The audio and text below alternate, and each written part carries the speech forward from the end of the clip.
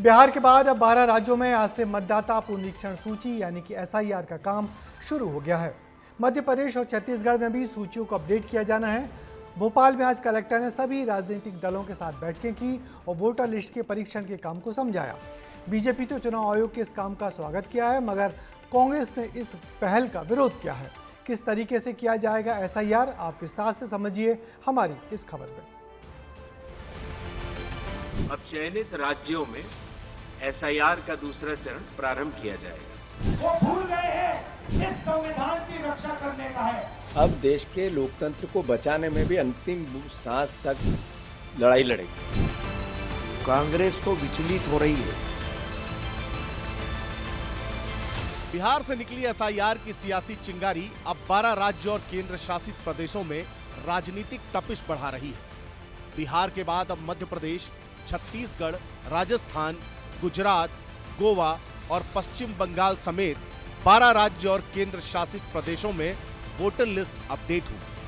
मध्य प्रदेश में अब नए सिरे से मतदाता सूची तैयार की जाएगी और इसके लिए अब बीएलओ घर घर जाकर वेरिफिकेशन भी करेंगे और मतदाताओं से तमाम डॉक्यूमेंट भी लेते हुए नजर आएंगे। और ऐसे में अब जब नई मतदाता सूची प्रकाशित होगी तो ऐसे में उन तमाम शंका और आशंकाओं पर विराम लग जाएगा, जिसको लेकर लगातार जो विपक्षी पार्टियां हैं इस बात को लेकर आवाज बुलंद करती हैं कि कहीं ना कहीं फर्जी मतदाता सूची तैयार की गई है या फिर जो वोटर्स हैं उनकी संख्या में हेराफेरी की गई है। मध्य प्रदेश में फिलहाल कोई चुनाव नहीं है, लेकिन अब तक हुए चुनावों में वोटरों की संख्या में अजीब घटबढ़ हुई है। मध्य प्रदेश में फिलहाल 5,70,92,000 वोटर्स हैं, जो राज्य की कुल आबादी का करीब 65% है। प्रदेश में 2023 में हुए विधानसभा चुनाव में 32 लाख वोटरों के नाम हटाए गए थे। बात अगर 2003 से 2008 के बीच की जाए तो 16,69,000 कम हुए थे। 2008 से 2013 के बीच प्रदेश में पहली बार करीब 1,03,00,000 वोटर बढ़ गए। वहीं 2013 से 2018 के बीच 28,58,000 वोटर बढ़े। अगले विधानसभा और लोकसभा चुनाव में वोटर लिस्ट को अपग्रेड करने के लिए राज्य का सियासी पारा भी हाई हो चुका है।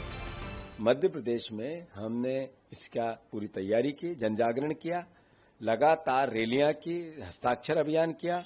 हमने हर विधानसभा में एक प्रभारी नियुक्त किया। अब हर जगह बीएलए बन रहा है, बूथ पर बीएलए, जो एसआईआर की पूरी प्रक्रिया में आंखें गड़ा के काम करेगा। हम बीजेपी को लोकतंत्र नहीं लूटने देंगे। कांग्रेस तो विचलित हो रही है।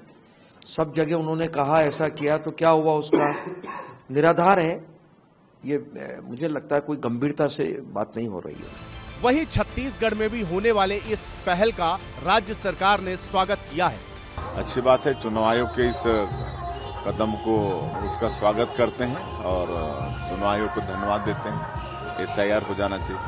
जिस एसआईआर को लेकर पूरे देश में हंगामा बरपा है, अब उसको भी जान लीजिए कि आखिर एसआईआर कराने का मकसद क्या है और कैसे कराए जाएगी। 1951 से 2004 तक 8 बार एसआईआर हो चुका है, लेकिन पिछले 21 साल से बाकी है।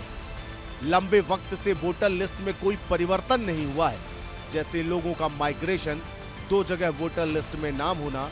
लिहाजा चुनाव आयोग का मकसद है कि वोटर लिस्ट में कोई भी नाम छूटे नहीं और अयोग्य वोटर लिस्ट में शामिल ना हो। इसके लिए बीएलओ यानी बूथ लेवल ऑफिसर 3 बार आपके घर आएंगे और वोटर डिटेल्स वेरीफाई करेंगे। यही वजह है कि बिहार के बाद अब देश के बाकी राज्यों में एसआईआर शुरू हो गया है। ब्यूरो रिपोर्ट, विस्तार न्यूज।